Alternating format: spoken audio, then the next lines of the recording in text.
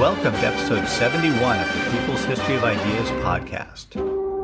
For a little while now, we've been focusing in this podcast on the development of the Chinese Revolution in the Jinggang Mountains, which was Mao Zedong's first experience with creating a rural base area, and as such, was a formative experience for both the Chinese Revolution and the globalized Maoist movements that later based themselves on the experience of the Chinese Revolution.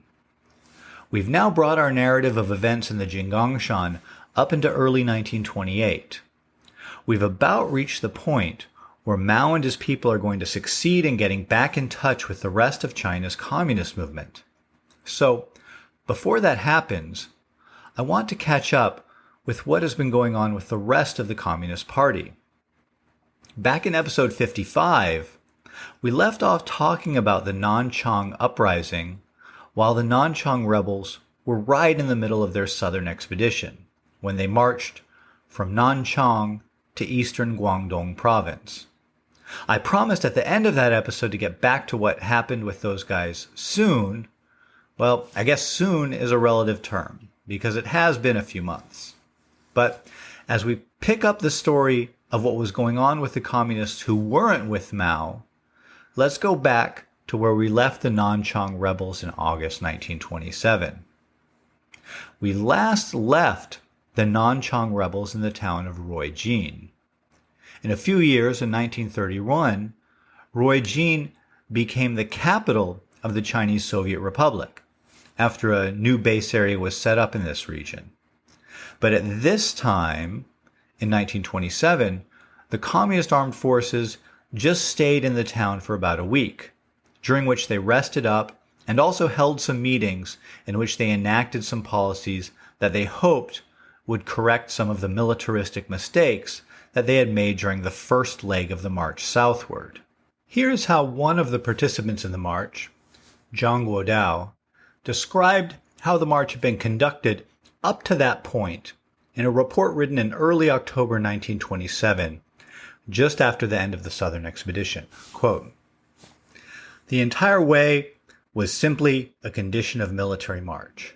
Nothing was done constructively, and on the negative side, one cannot say the troops have much discipline, because the army in march could not easily get porters and food. There was impressment of porters, stealing people's chickens, and worse." End quote. After our episodes where we discussed the repeated efforts of Mao Zedong to establish reforms to establish discipline in the Red Army forces under his command in the Jinggangshan, it probably shouldn't be a big surprise that this other communist armed force had some similar issues. At Ruijin, the front committee that was leading the Southern Expedition held some meetings and decided both to try to carry out some sort of revolution in land reform as it marched south, confiscating land from the landlords and distributing it to the peasants, and also to try and be better about military discipline and not abusing the people along the route south. But the conditions along the march into Guangdong made these decisions harder to carry out in practice. One problem was that the members of the front committee couldn't decide among themselves what the threshold for land ownership should be for confiscation. Some wanted the threshold to be quite high in order to protect the smaller landlords and maintain the orientation of winning over as many people as possible for the revolution from a broad united front of classes. Others argued that there was no possibility of winning over peasant support for the revolution if too little land was expropriated. But as it turned out, these arguments were more theoretical than practical. The expectation of all the members of the front committee had been, as they marched south into the mountains along the border between Jiangxi, Fujian, and Guangdong provinces, they would encounter more politicized peasant organizations with some recent experience of mobilization. The idea was that then these organized peasants could be relied on to identify local landlords and bullies, and that these peasants would provide support for the revolution. They were surprised that instead they found very little in the way of organized peasant forces. This meant that without local peasant support, the communists couldn't get enough of a handle on local conditions to carry out meaningful land confiscations or other reforms. This also meant that a mass movement could not be relied upon for resupplying the army or for getting people to carry the army's equipment.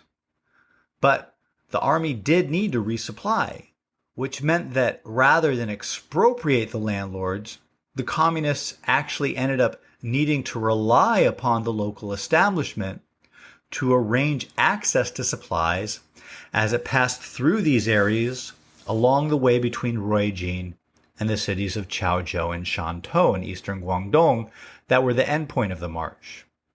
Well, where did the local gentry turn to when it suddenly needed to provide supplies to an army marching through its lands? It confiscated it from the local peasants. So, rather than mobilizing peasant support as it marched south, the Southern Expeditionary Force actually ended up alienating peasants when it reached agreements with the local gentry in order to resupply itself.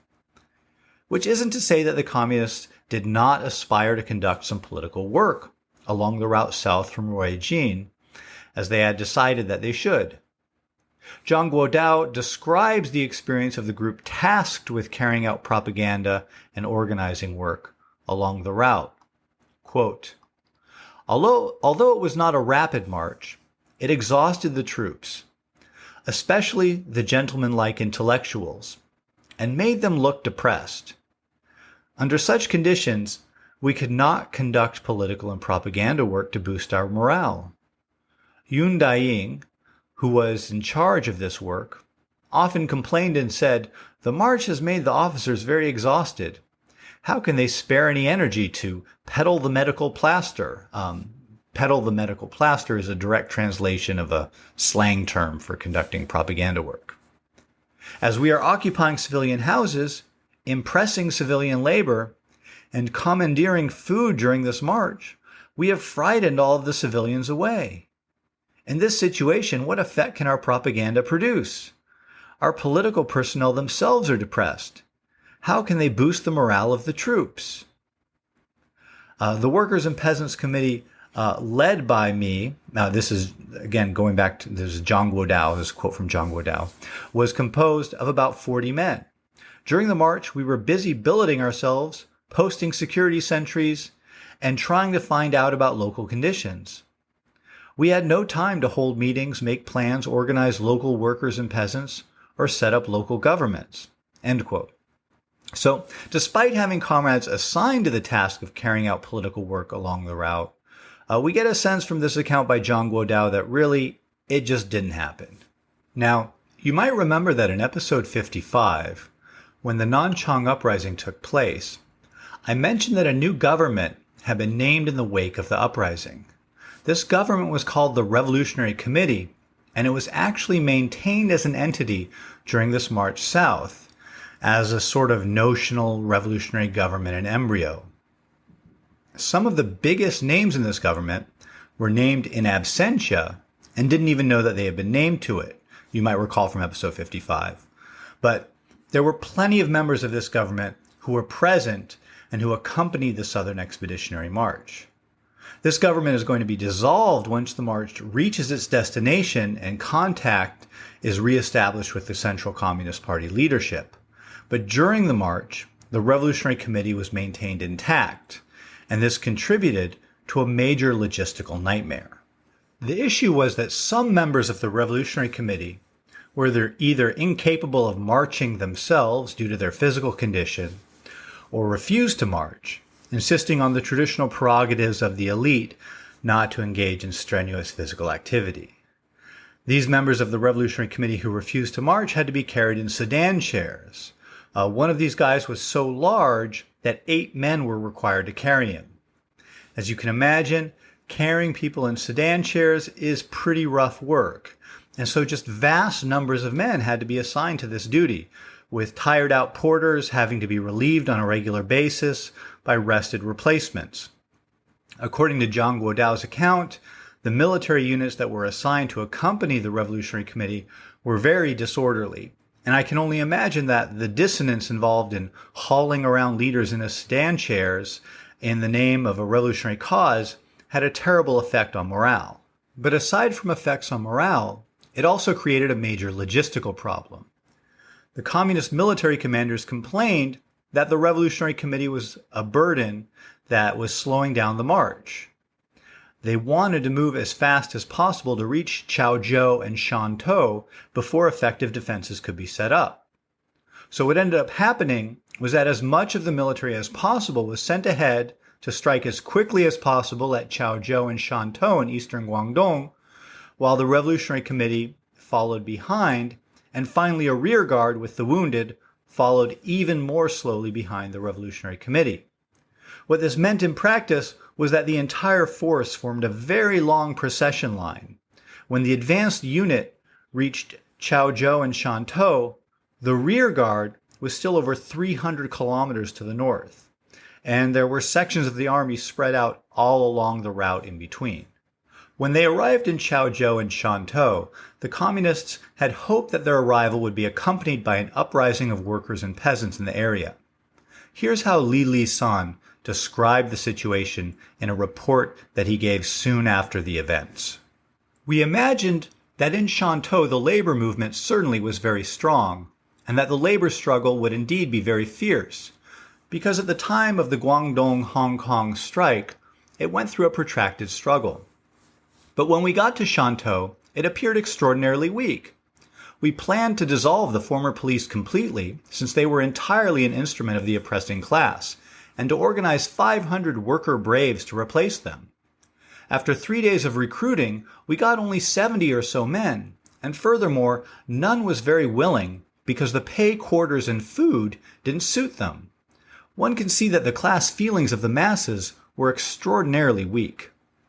In Shantou, there had already been several months' preparation for revolt, but because they only paid attention to the preparation of military skills and didn't know how to fan up the masses politically, the result was that the masses were unable to rise. The peasant movement in the region west of Chaozhou and Shantou was better, the peasant masses having gone through protracted struggle and preparations for the military side of a revolt also being comparatively complete and good, although they still had failed to carry on political agitation and organization among the masses. The masses aroused themselves to join, so that before our troops arrived, the peasant army had captured the two cities of Haifeng and Lufeng. End quote. Haifeng and Lufeng, you might remember from episode 37, were where Peng Pai had developed the Communist Party's first successes in the peasant movement. Those cities are over 100 kilometers west of Shantou, but peasants also rose up closer to the city with quite a bit of initial success. Lisan gives an interesting contrast in his report between two different areas near Shantou where the peasants rose up and where the communists managed to exercise leadership over the peasant insurgents. I'm going to read out this section of his report because it illustrates the way in which the communists were debating and developing their thinking on the question of the relationship between the desire of the peasant masses for vengeance and how much this should either be tempered and restrained or unleashed with a view to retaining the allegiance of the peasant masses. Quote, "The peasants around Puning all rose in revolt and went to surround the Xian city." Xian city would be the seat of county government. But the counter-revolutionaries guarded the city to the death, and they had over 800 rifles, as well as machine guns and cannon. The besieging peasants could not capture it by attack, and sent people to ask for help from our troops. We sent a battalion of men to help in the attack and reduced the city in only a few hours. It would have been possible to eradicate completely all the local bullies of Puning, but the commander of this battalion, a comrade, would not let the peasant army enter the city when it was captured, because he feared the peasant army would slay excessively. At the same time, he proclaimed, "The troops of the Revolutionary Army do not disturb the people, and they absolutely may not butcher at will. When the troops withdrew, the peasant army didn't dare kill the local bullies." Only the peasant army led by Comrade Fong of Chaoyang extensively slew counter-revolutionaries after the capture of the city, and the peasants welcomed him in an extraordinary way. In this report, we can see that Lisan is considering this political question of to what degree can peasant support be won or maintained if the peasants are unleashed to kill whoever they feel deserves killing. If the peasants are restrained, can their loyalty be won? If the peasants are allowed to extensively slay counter-revolutionaries, is this a better policy if it binds the peasants to the revolutionary cause and the leadership of the Communist Party? Implicit here is the understanding that some, maybe many, people whose deaths would later be considered unfortunate excesses would also be killed if the peasants were allowed to extensively slay counter-revolutionaries. Clearly, the communist commander at Puning felt that the peasants should be restrained, but it seems in this report that Lisan is leaning the other direction. Now, in addition to a mass uprising, one of the other things that the communists were hoping would materialize in Shantou was Soviet aid. In fact, one of the reasons that Shantou was chosen as the endpoint of the Southern Expedition was because it is a coastal city with a good harbor and was a place where Soviet aid could be received if it was forthcoming.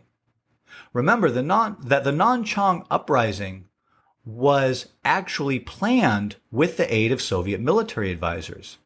This was one of the final things that the Soviet advisors had done before leaving the country after the united front between the communists and nationalists fell apart.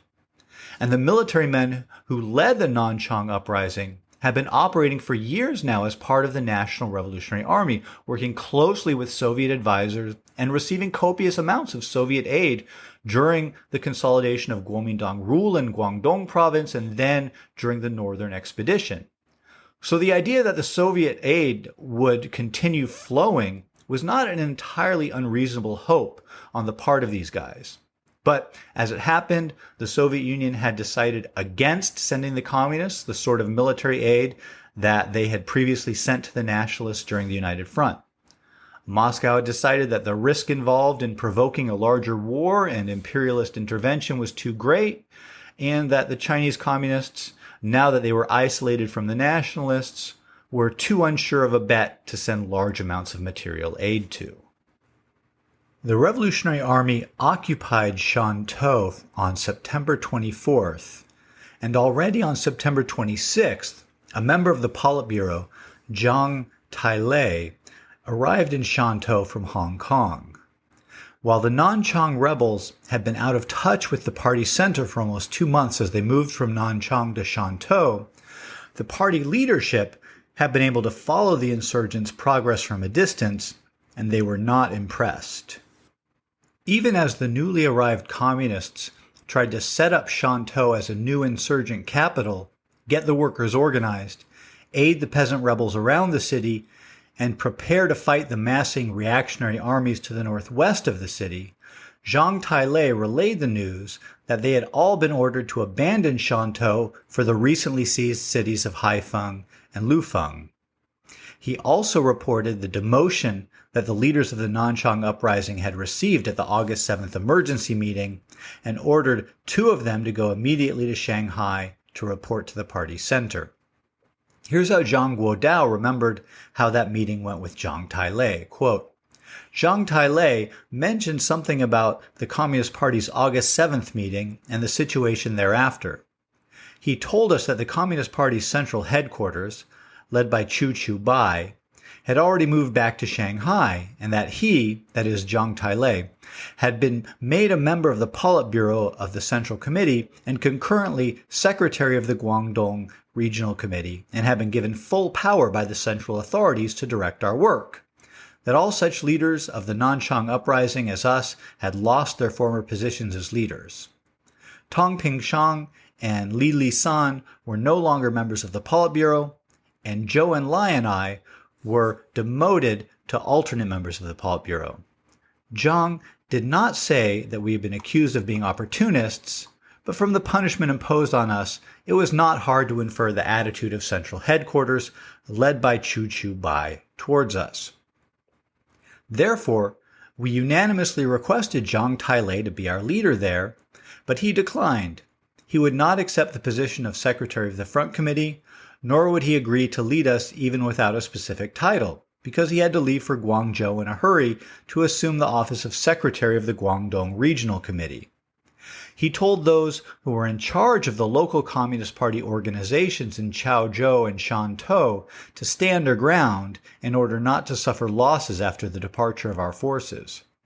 Passing on an order of central headquarters, he also said Zhang Guotao and Lisan should leave for Shanghai immediately to discuss with the central authorities our future policies.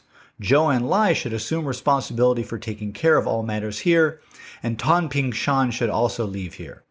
I asked him, "Aren't you demanding that we leave the troops and disband?" He answered, "The order of central headquarters after the August 7th meeting must be enforced." This made us feel that the leaders of the Communist Party were no longer expecting any success from the Nanchang Uprising, and that the so-called Russian aid was impossible. Knowing that it would be difficult to solve this problem, Zhou Enlai soon left for the front to direct operations there on the pretext that the situation there had become tense. Prior to his departure, Zhou said to Zhang Tailei that these things must be done step by step, that we must first of all defeat the enemy at Tongkang, the area northwest of Shantou where the reactionary troops were massing, before we would move our forces to Haifeng and Lofeng, and that the proposed changes should not be made until after the battle. In view of the situation, Zhang Tailei was obliged to agree. As it happened, on October 1st, the Nanchang rebels were only able to muster 5,000 men to fight in a battle at Tongkang. As we discussed in episode 55, the 21,000 troops that the Nanchang Mutiny had started with on August 1st had diminished to 8,000 troops when they reached Ruijin on August 18th. Now, on October 1st, between further losses and troops otherwise disposed, only 5,000 could be brought to bear against 15,000 troops fielded by the warlords. The communist force was completely shattered and experienced overwhelming casualties. Zhou Enlai had to be taken on a stretcher along with some other leaders onto a small boat that escaped to Hong Kong. Some survivors made their way with Peng Pai to Haifeng and Lufeng, which as mentioned already were in communist hands, there to set up the Hai Lufeng base area. The communist military leader Zhou, along with a 19-year-old company commander named Lin Biao, and some other people who would become major figures of the Chinese Revolution, retreated northwest to southern Hunan, where they would regroup and try to launch another revolt. You might remember that last episode there was something up in southern Hunan that drew Mao away from the Jiangxi. Well, we'll talk about what happened there in an episode soon, I'm pretty sure. As we can see, the Nanchang Uprising and the Southern Expedition that followed it ended in basically a complete disaster. Today, with the Nanchang Uprising celebrated in China as the birth of the People's Liberation Army, it can be easy to forget what a disaster the whole experience was. But at the time, the party center was very clear that things had really gone off the rails and there was going to be a reckoning. But the reckoning that was carried out had more to do with placing blame than attempting a summation of how and why things went as they did. Reports were produced by leading participants, some of which had the clear aim of shifting blame around and pointing fingers. This all culminated in a November 1927 enlarged Politburo meeting in Shanghai, where Zhang Guotao was censured and Tang Pingshan was made something of a scapegoat for the errors overall and expelled from the party. But we'll talk about that November Politburo meeting next episode. In the meantime, thank you for listening and thank you for supporting the podcast with your ratings, reviews, and contributions.